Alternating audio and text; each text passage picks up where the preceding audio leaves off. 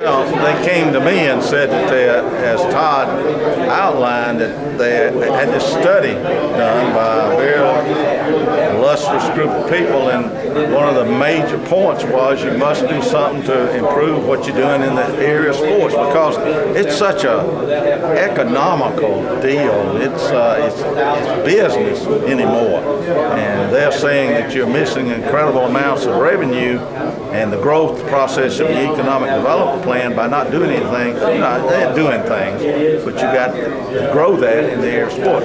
Now they met, and during that discussion, we're going to do it. The question came up, as I understand it, I wasn't there, and my name came up, as Todd said. And Wiley and I talked, and I said, well, you know, I'm really not looking for a job. I had probably the best job in the world with this foundation I work with, because I knew what to do. It was very easy and very rewarding, you know, and all the good things. It connected me with all the sport activity. But as I have had, since going back to 1997, I think it was, when we started the All-Star, I saw the need to have someone that you go directly to make something like that happen, because really the way we did that, I don't know if I ever told you, but I had another city just making us almost do the Oxford, for example. Well, they couldn't do it, we thought. So I got Jim Fight, who was chairman of that committee there. Do you remember the little committee there?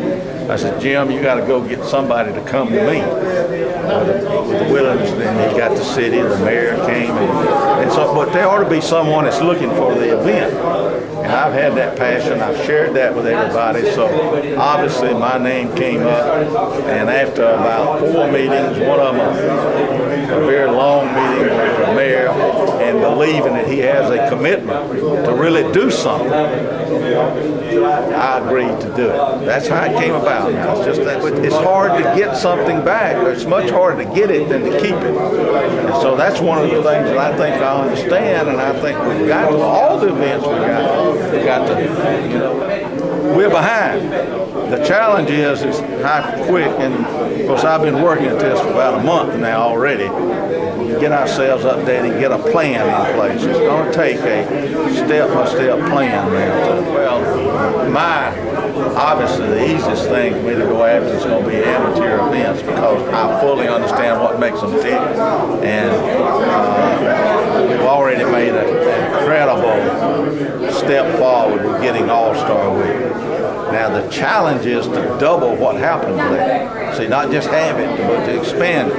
And that's where I think I can be of resource. Now, there's a world of amateur events. You take just what I'm going to try to do is provide the subject area like soccer, golf, tennis. And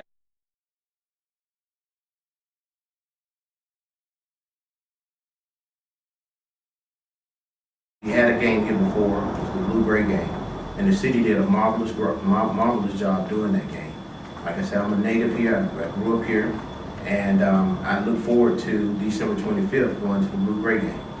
And even though I didn't know any of the players, unless it was maybe one or two, but we still had a great time. And the city got behind the event. It was a great event. And we're looking for the city to do the same. But what we're looking to do also is to enhance postseason play for the HBCU student athlete. That is our goal. There is no postseason game for HBCU students. I know that a lot of times we look and say these guys should have the opportunity based on, you know, the ability for their skills. But we had a guy last year at Tuskegee, quarterback. He pretty much was an outstanding player for 4 years, and he did not even get an invitation to the Senior Bowl in Mobile or to any other Senior Bowls, and he did not even get an invitation to the NFL Combine. And that was, I felt like that was a bad mistake on a lot of the NFL teams, because this guy, he had the ability to make it in postseason. So we want to create that platform, and the way that we're going to do this is we're going to select from all HBCU schools, including those that are not a part of the conferences. You have the SWAC, the MEAC, which are your 2 Division I AA conferences, and you also have the CIAA and the SIAC, which are your Division II conferences. But you still have institutions that are not a part of some of those conferences where they are HBCU schools, and their players will be a part of the game as well. We do not have national exposure so far as television, but we have partnered also with WSFA television. And the game will be video streamed live. And so it will be on video on demand, is what I was told, for those who do not attend.